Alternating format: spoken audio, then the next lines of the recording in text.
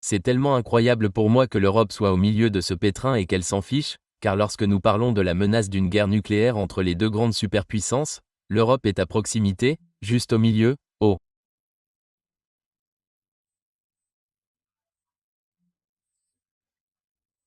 Milieu, et je pense que quelque chose s'est passé, l'Europe va être détruite. Je ne sais pas si les dirigeants européens le reconnaissent. Ouais. Vous n'avez pas de code de port du casque. Vous n'avez pas de sanctions. Vous n'avez pas de dirigeants comme ça en Europe. Il n'en a pas.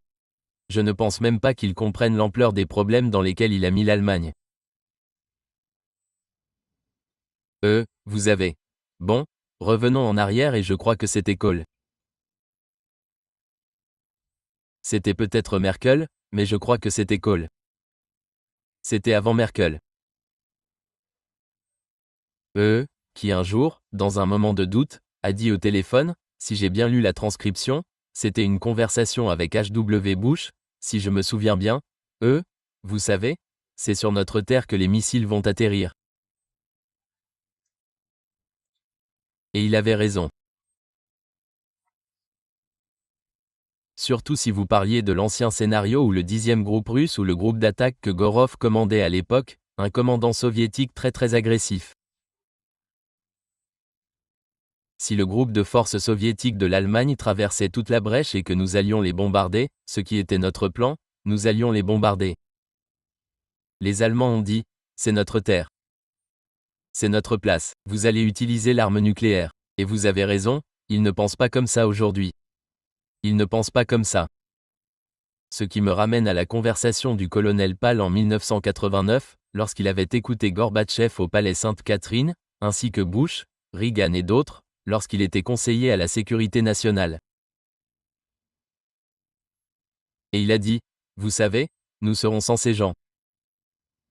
Les Mitterrand, les Kohl, les Major, les Thatcher, nous serons sans eux très bientôt. Nous serons sans eux. Et il n'y aura plus personne en Europe qui ait eu les pieds dans la Seconde Guerre mondiale. Un enfant de 13 ans, un enfant de 12 ans, peu importe, mais qui ait eu les pieds dans la Seconde Guerre mondiale. Cela va tout changer. Eh bien, cela a changé les choses pour le pire à cet égard, car personne là-bas en position de leadership ne semble comprendre de quoi il parle, à quel point c'est grave et à quel point nous sommes désormais sans traité. N'ont aucune contrainte. Il n'existe aucun traité régissant les armes nucléaires, à part le traité de non-prolifération. Et Poutine a déclaré, je pense de manière assez catégorique, qu'il ne renouvellerait pas ce traité en février, lorsqu'il sera mort avec une nation trompeuse comme l'Amérique.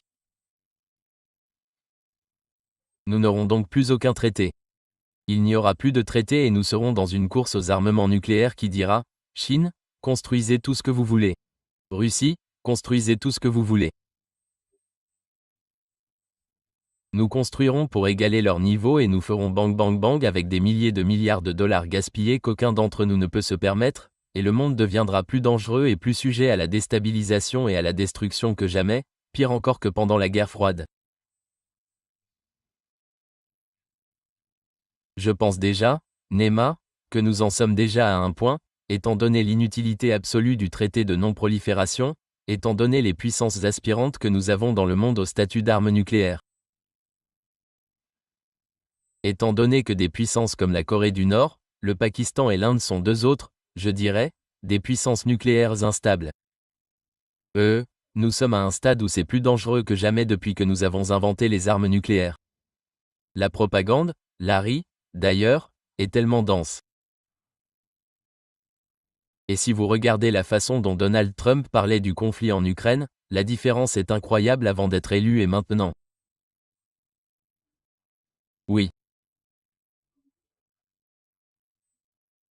Et voici ce que Donald Trump, à mon avis, ce que Donald Trump et son administration font, c'est bien pire que ce que fait l'administration Biden, vous savez, compte tenu de l'attaque contre les bombardiers nucléaires, compte tenu de l'escalade, que nous savons que le Pentagone a décidé sous l'administration Biden de ne pas aller aussi loin, de ne pas trop intensifier, mais il semble que toutes ces lignes rouges aient été franchies par la nouvelle administration, l'administration Trump.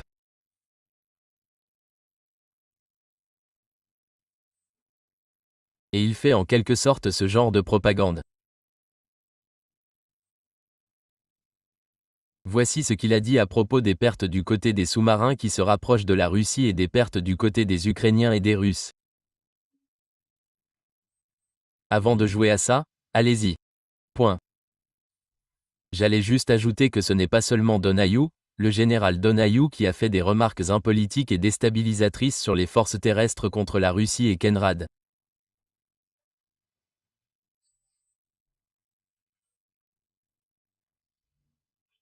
J'entends du Pentagone, de sources très réputées, que les préparatifs en cours en ce moment, le général Donahue et d'autres comme lui sont vraiment dangereux parce qu'ils envisagent réellement d'entrer en guerre en Ukraine.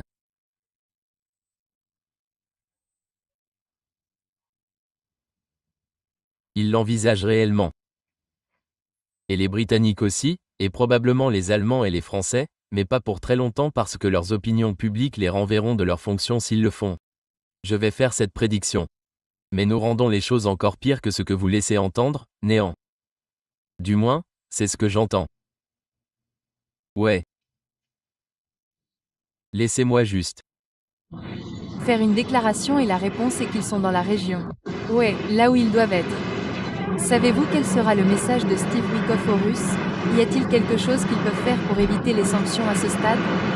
Ouais, je trouve un accord où les gens cessent de se faire tuer. Ils ont un chiffre qui vient de sortir, un nombre énorme de soldats russes sont tués. Et l'Ukraine aussi, un chiffre plus faible, mais quand même des milliers et des milliers de personnes. Et maintenant, nous ajoutons des villes où elles sont touchées par des missiles. Donc, il y a beaucoup de gens qui sont tués dans cette guerre ridicule. Et vous savez, nous avons empêché beaucoup de pays d'entrer en guerre. L'Inde et le Pakistan, nous avons empêché beaucoup de pays, et nous allons y mettre fin aussi. D'une manière ou d'une autre, nous allons y mettre fin. C'est vraiment horrible. Écoutez juste ces mensonges, nous n'avons pas empêché l'Inde et le Pakistan, nous n'avons rien à voir avec le fait que l'Inde et le Pakistan soient parvenus à un accord raisonnable et n'aient pas continué à s'engager dans le conflit qui semblait s'épanouir. Nous n'y sommes pour rien. Je le sais pertinemment. Quelqu'un devrait demander à Marco Rubio ce qu'il a fait. Et l'insinuation là-dedans, une insinuation très forte.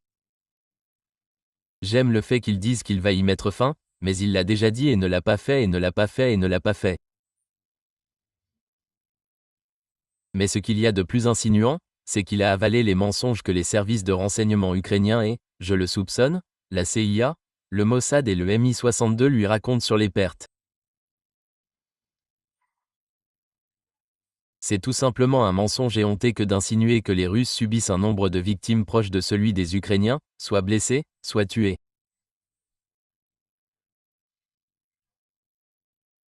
Et il suffit de regarder les échanges récents pour comprendre que le nombre de Russes tués est minuscule. Le nombre d'Ukrainiens tués est énorme. Je dirais donc qu'en ce moment, les Ukrainiens subissent probablement, et depuis un certain temps, 16 ou 17 fois plus de pertes que les Russes.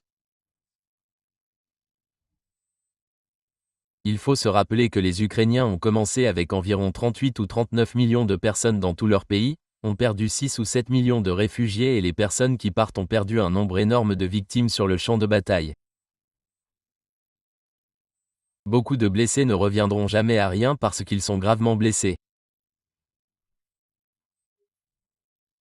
Et les Russes ont encore des millions, pas seulement parmi la population en général, mais aussi plusieurs millions dans leur armée. Ils ont probablement 1 million de soldats qu'ils pourraient appeler dans les 6 prochains mois à tout moment. Trump est confus. Il n'est tout simplement pas très bien servi. C'est soit un menteur éhonté, ce qui est certainement le cas à l'occasion, soit il reçoit de très mauvaises informations de la part des personnes qui sont censées le servir.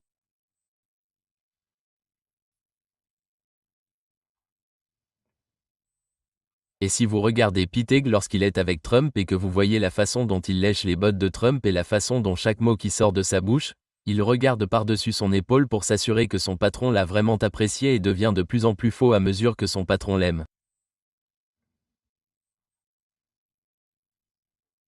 Alors vous devez vous interroger sur le secrétaire à la défense également. Nous savons qu'il n'est pas un bon gestionnaire. Nous savons qu'il n'est pas très compétent. Certainement pas dans les affaires de sécurité nationale et nous savons qu'il est un flagorneur car il le prouve à chaque fois qu'il dit quelque chose, que ce soit au Congrès, devant son président, lors d'une réunion du cabinet ou autre. Alors, quel genre de conseil Trump reçoit-il? Voici ce que j'entends et qui me donne un faible espoir. J'entends dire que le nouveau chef d'état-major interarmé, le général Kane, qui n'est plus si nouveau maintenant, est vraiment un frein à tout cela. Du mieux qu'il peut, il essaie d'empêcher Excès de faire l'imbécile et il essaie également de s'assurer que les informations parviennent au président, qu'il s'agisse de renseignements authentiques et exploitables, si vous voulez. C'est difficile. C'est difficile parce que vous avez le secrétaire à la défense entre vous et le président en vertu de la loi et des règles. Mais la nouvelle habilitation du président en vertu de la loi Goldwater-Nichols donne au président le droit de dire au secrétaire qu'il va voir le président ou communiquer avec lui. Et le secrétaire n'a pas le droit de lui dire de ne pas le faire. Il peut dire non, vous n'y allez pas et certains pourraient le faire. Exis pourrait être de ceux qui le feraient, mais je pense que Kane persisterait probablement parce que les lois de son côté, le dernier amendement à la loi sur la sécurité nationale, la loi dite Goldwater-Nichols Act et celles qui ont suivi, donnent un réel pouvoir au président. Donc, j'espère que je suppose et j'entends que Kane contourne HGTH ou passe par lui pour contacter le président et essaie de contacter Trump et de lui dire quand il fait de graves erreurs. Maintenant, si vous savez quelque chose sur la personnalité de Trump, et je sais que vous le savez rien qu'en le regardant à la télévision, cela pourrait ne pas servir à grand chose parce que Trump pourrait simplement se tourner vers Egis et lui dire « Qu'en penses-tu » Et Petty va dire ce qu'il pense, ce qui est mal informé, stupide et malade, ophik. Donc, nous sommes dans le pétrin. L'Empire est dans une situation bien plus difficile sous Donald Trump que je ne l'aurais jamais imaginé à ce stade particulier de sa détérioration. Je veux dire, la situation s'est détériorée depuis la fin de la guerre froide, mais elle se détériore rapidement maintenant, tant au niveau national qu'international. Ce qui est dangereux, à mon avis, c'est la manière dont ils essaient de construire leur rhétorique. Ce genre de mensonge, parce que si vous vous souvenez, avant qu'Israël n'attaque l'Iran, il parlait de Nata, il parlait de l'Iran qui avait été détruit. Et le château de cartes, il suffit d'y aller et de mettre fin à la chaîne du régime, de mettre fin à la République islamique d'Iran. Et ce n'était pas le cas, mais en ce qui concerne la Russie, c'est beaucoup, c'est incroyable, l'ignorance. Il a dit qu'il a dit des chiffres énormes, mais il l'a mis dans un post et dans une vérité sociale ou sur X. Il a dit que la Russie a perdu 812 000 soldats depuis janvier de cette année et que les Ukrainiens en ont perdu 8 000. Vous savez, c'est absurde. Oui, absolument absurde. Mais quelqu'un lui donne cette information. Je ne crois pas qu'il invente tout ça. C'est un menteur en série, cela ne fait aucun doute. Mais je ne pense pas qu'il invente tout ça à cause de sa capacité à mentir en série. Je pense qu'il obtient ces informations. Et je pense qu'il les obtient de la CIA, du MI6 et du MSAD par le biais des HEG et d'autres. Je n'arrive pas à croire que Kane soit d'accord avec ça, que le chef d'état-major interarmé n'intervienne pas et ne dise pas « Monsieur le Président, vous devez arrêter de parler de ces chiffres de victimes parce que vous mentez. Vous ne mentez pas intentionnellement. C'est comme ça que je le dirais. Mais vous mentez parce que vous avez de mauvaises données, vous avez de mauvaises informations. » Vous ne le croiriez pas, Nema, mais nous avons obtenu la plupart des informations que nous appelons des renseignements exploitables sur la guerre en Ukraine depuis le début des opérations militaires spéciales et même avant, du MI6, du MSAD et de la CIA. Et vous savez d'où ils tirent leurs informations? Des services de renseignement ukrainiens. Vous savez donc pourquoi elles sont faussées et pourquoi elles sont gravement faussées parce que les services de renseignement ukrainiens ne veulent pas que leurs partisans sachent à quel point ils sont malmenés par les Russes. Pourquoi nous faisons cela, ça me dépasse. Je veux dire, j'en ai vu quelques-unes vraiment. Vous savez, je suis le gars qui est allé à l'ONU avec Colin Powell. J'ai vu des trucs vraiment pas terribles en matière de commerce, de mauvais travail de renseignement. Pardon, DCI, chef de la CIA. J'ai vu tout ça de près et en personne. Mais je savais qu'au plus profond de la CIA, et je l'ai découvert en masse après, trop tard, il y avait des gens qui s'opposaient, de vrais professionnels du renseignement. Il y a de vrais professionnels du renseignement à la CIA aujourd'hui qui s'opposent à ce qui se passe. Pourquoi Tulsi Gabbard n'a rien fait à ce sujet? Et je sais que le directeur de la CIA ne va rien faire parce que c'est un clone israélien. Il travaille pour bébé Netanyahou. Mais Tulsi a une certaine indépendance qui, je pensais, aurait été mise à profit ici et elle contredirait une partie de tout cela et en rendrait même certaines publiques au Congrès, du moins comme elle l'a fait avec la situation en Iran. Mais je pense qu'elle est devenue une lâche. Je pense que Tulsi Gabbard a prouvé que ses vraies couleurs étaient jaunes. Cela fait plus de 8 mois que nous parlons des personnes que Zelensky essaie de convaincre. Pour envoyer sur le champ de bataille des jeunes, des personnes âgées et des personnes de plus de 60 ans. Et Donald Trump dit qu'il ne sait pas et qu'il n'en a aucune idée. Comment pouvons-nous supposer qu'il sait ce qu'il se passe dans le cas de l'Ukraine? Je pense que nous pouvons supposer qu'il ne sait rien de ce qui se passe dans le cas de l'Ukraine. L'autre jour, il a émis des estimations tout simplement farfelues selon lesquelles les Russes ont subi 20 000 morts en un mois, le mois dernier, et l'Ukraine n'a subi que 8 000 morts depuis janvier.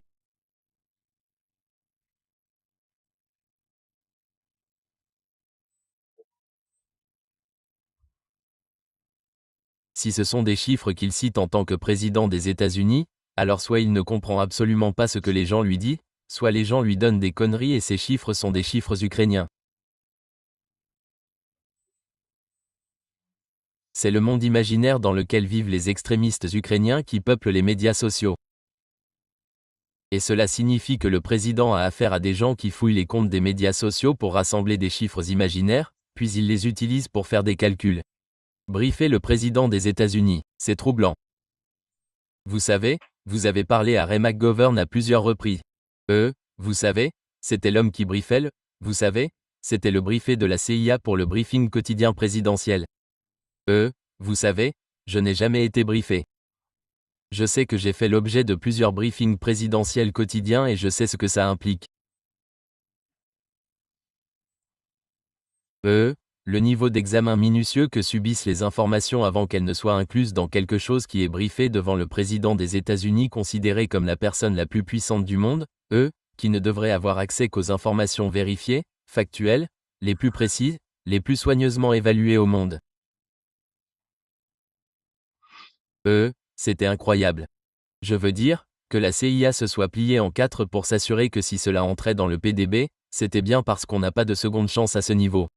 Vous savez, c'est le président des États-Unis.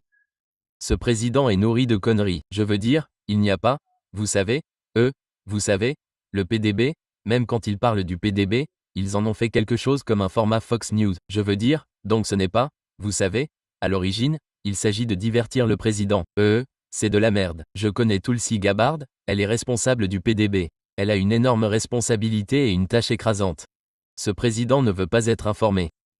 Comment pouvez-vous être informé si vous croyez tout savoir? Je veux dire, c'est un homme qui, vous savez, je suis le plus intelligent du monde à ce sujet, j'en sais plus que quiconque.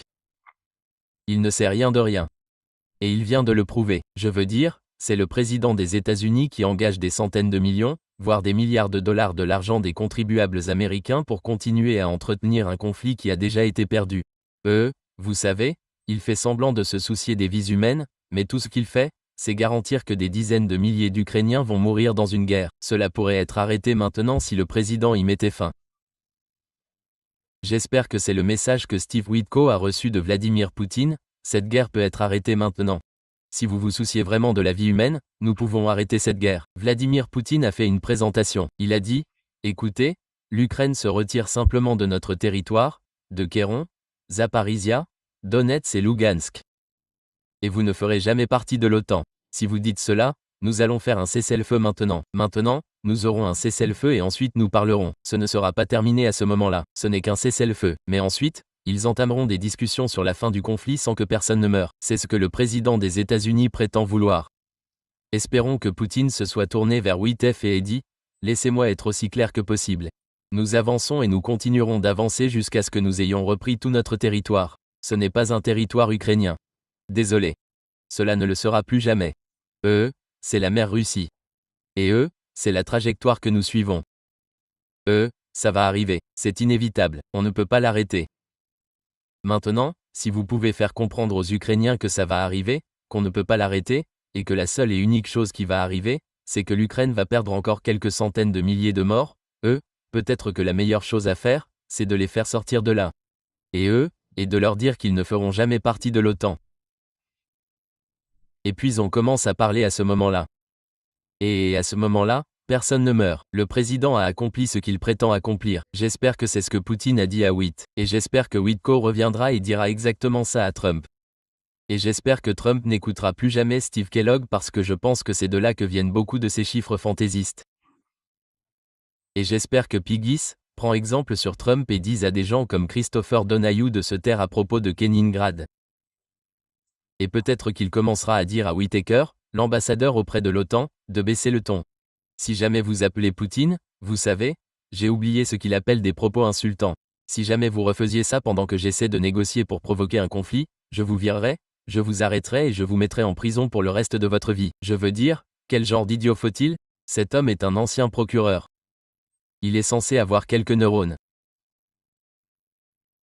Quel genre d'idiot va dire du mal du président Poutine au moment même où les États-Unis ont besoin d'encourager le dialogue avec le président Poutine? Le président s'est entouré des pires conseillers possibles. Marco Rubio est horrible. Pistache est tout simplement ignorant. Il n'y a plus de conseiller à la sécurité nationale. Marco Rubio a une double haine à ce sujet. Keith Kellogg est juste dans le pays de Bandera. Vous savez, la seule personne de confiance qu'il a là-bas est Steve Witkoff. Et le travail de Witko n'est pas de négocier. Son travail est d'être un messager, de prendre le message du président Trump, de le transmettre et de recevoir le message de Poutine. J'ai confiance en Witkoff à ce titre. Et, nous verrons. Mais, vous savez, nous devons également nous rappeler que, vous savez, Witko était le gars qui était censé négocier avec les Iraniens au dernier moment avant qu'Israël ne lance son attaque surprise. Donc, c'est un autre problème que les Russes ont, vous savez, et j'aurais dit que si je veux dire, encore une fois, c'est pour ça que je ne serai jamais président de quoi que ce soit, mais j'aurais dit à Witkoff, vous êtes là. Mais comment puis-je savoir que, vous savez, Trump vient de déplacer 2 sous-marins de classe Ohio plus près des côtes russes? Comment savoir si vous n'êtes pas là juste pour nous préparer à l'attaque surprise? On ne peut plus vous faire confiance, on ne vous fait plus confiance. On ne croit plus un mot de ce que vous dites. Êtes-vous sincère? Je ne sais pas. Peut-être que vous êtes sincère, mais votre président l'est-il? Ce sont des choses qu'il faut rapporter au président Trump et qu'il faut lui dire. Vous devez changer votre façon de faire des affaires, car en ce moment, votre façon de faire des affaires est honteuse. Cela discrédite les États-Unis et nous met dans une position où, au moment où nous avons le plus besoin de diplomatie, nous ne pouvons pas le faire, car qui va nous faire confiance? Personne ne devrait plus jamais nous faire confiance, ni lui, ni ce président. Il ne s'agit pas seulement de sous-marins. Il a déployé des armes nucléaires en Europe, au Royaume-Uni. Si Ne m'inquiète pas pour ça, je veux dire, c'est comme ça, mais vous savez, nous avons déjà plus d'une centaine de ces bombes là-bas. Alors, qu'est-ce que ça fait d'en avoir 20 de plus? Qui s'en soucie? C'est juste stupide. C'est juste idiot. Mais avoir quelques B612 supplémentaires stationnés en Angleterre au lieu d'être stationnés aux Pays-Bas, stationnés en Italie, stationnés en Belgique, stationnés en Turquie. Ils sont déjà là, vous savez. Ouais, ça ne me plaît pas, mais ça ne va pas me faire perdre le sommeil. Ce qui me fait perdre le sommeil, c'est le mouvement des sous-marins de classe Ohio. C'est problématique. Ce qui me fait perdre le sommeil, c'est le désir continu des États-Unis de déployer le Dark Eagle en Europe. C'est un missile hypersonique. Ça ne me plaît pas. Je me fais perdre le sommeil parce que les Russes ont renoncé au moratoire auto-imposé par le FNI sur le déploiement des systèmes FNI et que maintenant l'Arcnic est en production en série et en cours de déploiement. Vous savez, je ne pense pas que vous soyez assez vieux pour vous souvenir de la crise du SS-20 des années 1970, lorsque les Soviétiques ont sorti le SS-20. Cela a tout changé. L'OTAN est passé de dire « Ah, peut-être que nous pouvons le faire » à dire que nous sommes morts. Au moment où cela arrivera, nous mourrons tous à cause de ce système qui submerge tout. Et cela a conduit à une crise où nous avons déployé des missiles Perse 2 et des missiles de croisière terrestre en Europe et nous avons été au bord d'une situation incontrôlable, tuant tout le monde, c'est pourquoi nous avons signé le traité FNI. Eh bien, nous sommes dans une situation similaire aujourd'hui, parce que maintenant l'archnique est là, et ce génie ne retournera pas dans sa bouteille et, vous savez, maintenant nous allons déployer le Dark Eagle, et nous sommes de retour là où nous étions, vous savez, en 1985 à 1986. Vous savez, nous avions alors des Perses 2, prêts à frapper Moscou en 7 à 12 minutes après le lancement. Les Russes, les Soviétiques, avaient les SS-20 qui allaient couvrir toute l'Europe, tout tuer. Aujourd'hui, vous savez, dans un an, nous allons avoir le Dark Eagle qui peut à nouveau frapper Moscou en quelques minutes après le lancement et les Russes ont l'Arcnique qui peut tout détruire en Europe. Waouh! Vous pensez que nous aurions appris, mais nous ne l'avons pas fait. Ce sont donc les choses qui me dérangent. Le fait que Donald Trump, comme l'idiot qu'il est, ait lancé quelques B-612 supplémentaires en Angleterre, ce n'est pas un jeu. Cela ne modifie pas l'équilibre des pouvoirs. Arcnic modifie considérablement l'équilibre des pouvoirs, et maintenant nous n'avons plus de traité pour le limiter. Et vous savez, le nouveau traité START expire le 4 février de l'année prochaine. Et quand il sera terminé, nous n'aurons plus de traité pour le limiter, nous passerons de 1550 ogives déployées à plus de 4000 à 5000 presque du jour au lendemain. Les États-Unis ont déjà le plan, nous nous en sommes vantés, cela montre comment nous pouvons négocier de mauvaise foi avec le nouveau START. Vous savez, nous avons stocké toutes ces ogives, en faisant passer le Minuteman 3 de 3 ogives à une seule. Mais, vous savez, il y a quelques mois à peine, ils ont fait un test Minuteman où ils ont remis 3 ogives sur un Minuteman et l'ont lancé pour prouver qu'ils pouvaient le faire. Donc du jour au lendemain, le Minuteman passera d'une à 3 ogives. 450 d'entre elles. Vous savez, il y a 900 ogives supplémentaires en circulation. Le Trident passera du niveau de sécurité le plus bas au niveau de sécurité le plus élevé du jour au lendemain. Boum. Maintenant, on parle de quelques milliers de plus. On passera à 4 ou 5 000 ogives, puis on commencera à construire de nouveaux systèmes, sans aucune contrainte. Et puis, on aura déployé 20 à 30 000 ogives, et les Russes feront pareil. On est de retour au plus fort de la guerre froide. On est en train de tout inverser. Vous savez, voilà ce qui me tracasse. Encore quelques B-61. Je veux dire, ça n'aurait pas dû arriver. Je suis d'accord avec vous, ça n'aurait pas dû arriver, c'était stupide. Mais ce n'est pas pour ça que j'en perds le sommeil la nuit. Mais après tout, c'est un signe pour les Russes. Et comme pour les discussions avec Vladimir Poutine, Donald Trump a signé des droits de douane secondaires sur l'Inde à cause du pétrole russe. Ce sont des signes pour la Russie et le gouvernement russe. Si vous êtes honnête, si vous voulez quelque chose de substantiel, si vous voulez, comme Wakol disait, un partenariat stratégique ou une coopération, peu importe ce qu'ils recherchent, ce ne sont pas les signes qui vous font espérer. Non, mais nous parlons de Donald Trump. Très bien. Il peut les mettre, il peut les enlever. Je veux dire, il n'y a pas, vous savez, ce n'est pas le Congrès qui adopte une loi. Le Congrès a déjà adopté une loi qui donne au président la possibilité de faire tout ce qu'il veut. Et donc, le président peut maintenant les mettre. Il peut les enlever quand il veut, pour n'importe quelle raison.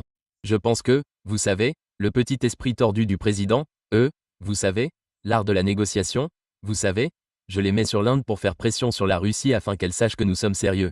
L'Inde a déjà dit, Pound Sand, nous ne le ferons pas. La Chine a déjà dit la même chose. Le Brésil, je crois, a dit la même chose. Je pense que le président commence à se rendre compte que personne ne va réagir à cela. Personne ne s'en soucie. Mais dans son esprit, il doit faire pression. Sinon, vous savez, Witov n'aura aucun moyen de pression lorsqu'il rencontrera Poutine. C'est donc ce que fait le président. Mais c'est faux. Tout est faux. J'ai le sentiment que, vous savez, s'il doit y avoir un accord, vous verrez le président, vous savez, une fois qu'il y aura une voie vers un cessez-le-feu, alors le président, vous savez, fera ce qui doit être fait avec, vous savez, les sanctions qu'il a imposées aux pays qui achètent du pétrole russe, parce qu'on ne peut pas avoir d'accord si l'on n'est pas prêt à lever toutes les sanctions. Les conditions préalables russes doivent lever toutes les sanctions, et celles-ci incluent de bonnes sanctions secondaires. N'est-ce Pas incroyable que nous vivions dans l'hémisphère occidental et que nous parlions tous les jours, nous lisions les médias grand public et toutes ces discussions sur le conflit en Ukraine, mais nous ne savions pas ce qui se passe dans la tête de l'administration Trump? Vous avez dit que vous saviez d'une manière ou d'une autre ce que la Russie voulait avec un règlement en Ukraine. Ce n'est donc pas comme ça que nous le savons. Nous le savons parce que Poutine nous le dit. Parce qu'il est honnête avec nous. Et comme vous le savez, d'anciens hauts responsables de la Banque mondiale, je crois, ont déclaré que lorsque nous nous asseyons avec Vladimir Poutine pour des réunions, il sait tout. Il est très bien préparé. Vous ne pouvez pas le joindre sur quoi que ce soit. Il sait tout et il n'a pas besoin de notes. Il a fait ses recherches. C'est à lui que nous avons affaire ici. Je veux dire, littéralement, je sais que tous les Américains dans le public vont vraiment être en colère contre moi pour avoir dit cela. C'est le meilleur dirigeant du monde aujourd'hui. Aucun dirigeant ne peut se comparer à Vladimir Poutine. J'aimerais que nous ayons un président américain qui ait la discipline, les capacités intellectuelles et l'intégrité d'un Vladimir Poutine.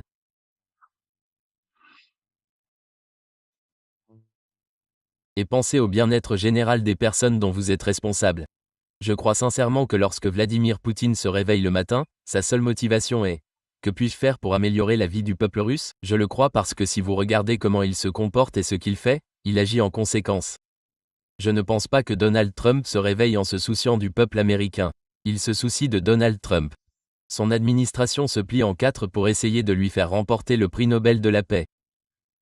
Il a arrêté 5 guerres, vous le savez, n'est-ce pas? Il les a arrêtées toutes les 5 guerres. Et la 6e, la plus importante, est celle de la Russie, et il va l'arrêter aussi. Et vous savez, mon Dieu, si les Russes disent un jour, très bien, nous allons faire le cessez-le-feu. Si les Ukrainiens font ça, il dira, j'ai arrêté toutes les guerres du monde. Je suis le pacificateur ultime. Vous devez me donner le prix Nobel de la paix. Oubliez le fait que j'ai bombardé l'Iran en violation du droit international et que j'ai travaillé avec les Israéliens pour mener une attaque surprise contre l'Iran. Oubliez ce petit fait. Je veux dire, c'est juste. Allez, 2 sous-marins se dirigent vers la Russie. Ce n'est pas grave. Il n'a arrêté aucune guerre. Pas une seule guerre. Toutes les guerres qu'il pense avoir arrêtées sont toujours en cours. Et s'ils l'ont arrêté, ce n'est pas à cause de lui. L'Inde et le Pakistan n'ont pas arrêté de se battre à cause de Donald Trump. Vous savez, le Cambodge et la Thaïlande sont toujours en train de se battre. Les Cambodgiens pourraient vouloir lui lécher un peu plus le cul et le proposer pour le prix Nobel de la paix, mais les liens ne le sont pas parce qu'ils connaissent la vérité. Il y a encore des problèmes là-bas. Il a parlé d'arrêter. Il a envoyé une délégation de 3 hommes au Congo pour essayer de concocter un accord entre le Congo et le Rwanda, et ils ont dû fuir pour sauver leur vie. Je veux dire, tu as arrêté cette guerre, n'est-ce pas, Donnie, bébé? Il n'a arrêté aucune guerre. Et tout ce qu'il fait, c'est alimenter les guerres. Il vend des armes. Ce type n'est pas qu'un hypocrite. Ce n'est pas qu'un menteur. C'est un ignorant, un pur ignorant, et tout cela est basé sur le narcissisme. Tout cela concerne Donald Trump. Et mon Dieu, vous avez un président des États-Unis qui va prendre tout ce pouvoir et le concentrer uniquement pour faire passer Donald Trump pour un type formidable. Vous savez, 60 millions de dollars de nourriture pour Gaza, mais personne ne me remercie. Personne ne me remercie du tout. Pourquoi ne me remerciez-vous pas? Pourquoi ne vous assurez-vous pas que la nourriture parvienne aux personnes qui en ont besoin? Eh bien, quelqu'un devrait me remercier. C'est là où nous en sommes en ce moment. Quand Vladimir Poutine a-t-il dû intervenir à la télévision nationale pour supplier les gens de le remercier pour quelque chose? Jamais. Ne pensez-vous pas que Donald Trump s'implique beaucoup dans l'état d'esprit des Européens en ce qui concerne les nouvelles armes, l'envoi de nouvelles armes en Europe et la manière dont ils essaient d'investir dans l'économie américaine?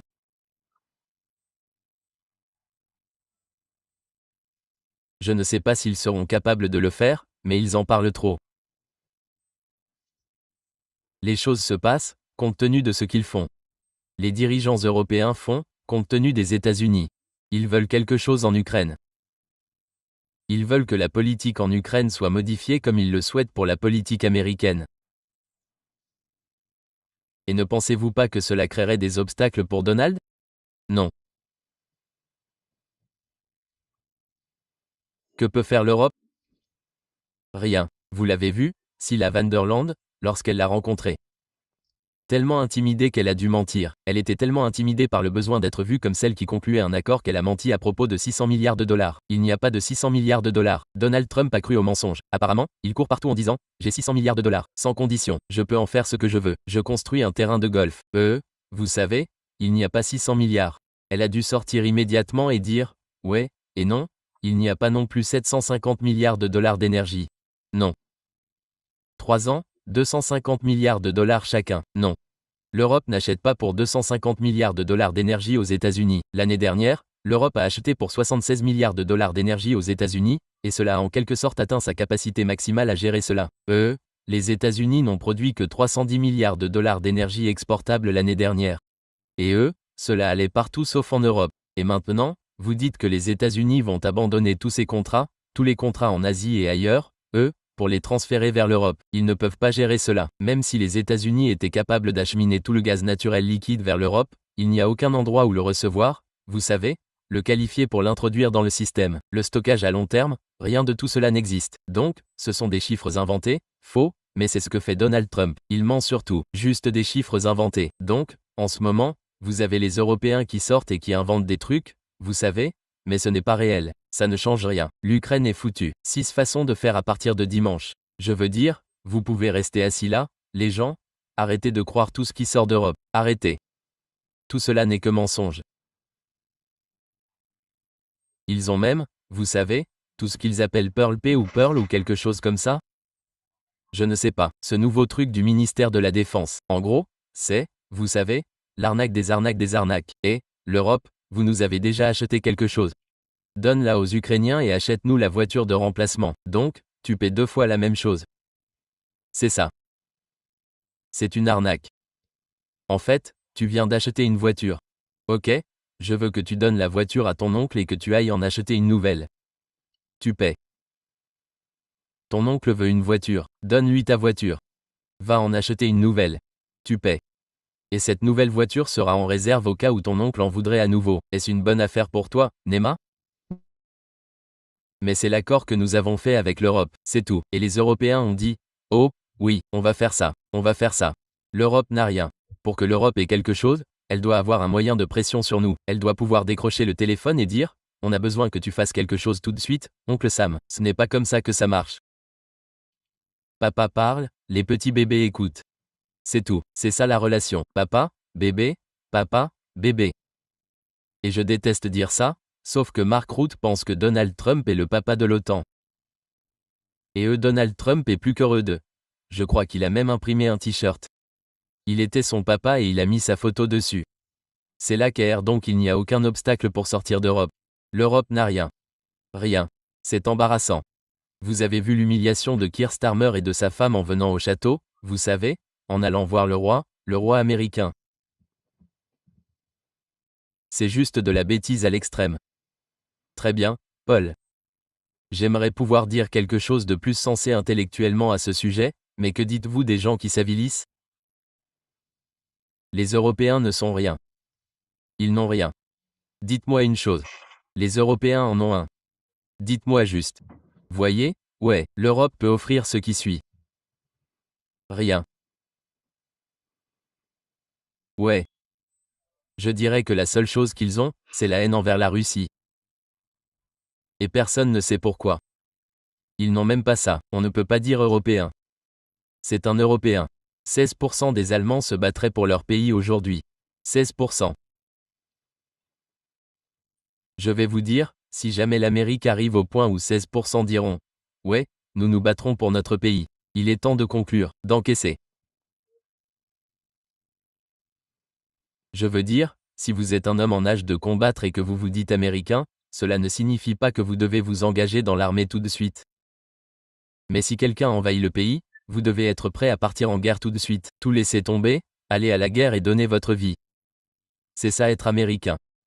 C'est ça être citoyen de n'importe quoi. J'imagine que vous vivez au Brésil. Êtes-vous brésilien ? Je veux dire, je ne veux pas être personnel ici, mais avez-vous la citoyenneté brésilienne ? Non. Ouais, c'est vrai. Donc si le Brésil est éludé, l'Argentine traverse la frontière. Ils arrivent et disent que tout homme capable de tenir une arme doit venir à la défense du Brésil. Je pense que vous trouverez un moyen de le faire, car c'est ce que vous faites dans le pays où vous vivez, que vous appelez le vôtre. Les Allemands, vous savez, vous avez Merz qui prétend être le 4e Reich. 16% des Allemands disent « Ouais, nous nous battrons pour ça ».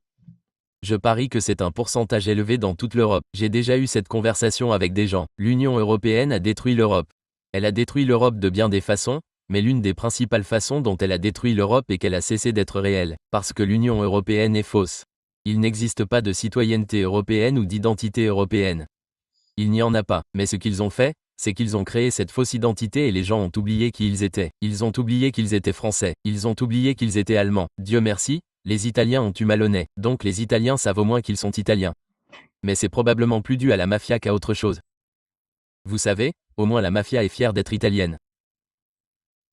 Mais vous savez, toutes ces nations, les Portugais, ils courent partout en Europe pour essayer de trouver du travail. Vous savez, ils ne vont pas se battre et mourir pour le Portugal. Vous savez, en Espagne, vous avez les Catalans qui se battront et mourront pour la Catalogne, mais vous savez, les Espagnols vont se battre et personne ne mourra pour l'Europe. Personne ne mourra pour l'Europe. Je veux dire, c'est juste stupide. Mais en Russie, des hommes russes se portent volontaires pour participer à des opérations militaires spéciales afin de faire avancer les choses. Ils se portent volontaires par dizaines de milliers chaque mois. Et si vous envahissez la Russie, comme l'Allemagne et l'OTAN, vous savez, disent qu'ils pourraient devoir le faire, tout est fini. Chaque homme sort du bois et c'est tout. Vous devez tuer tous les Russes, et vous n'allez pas tuer tous les Russes. L'histoire a montré que quand on énerve les Russes, ils finissent par prendre votre capitale. Demandez aux Français.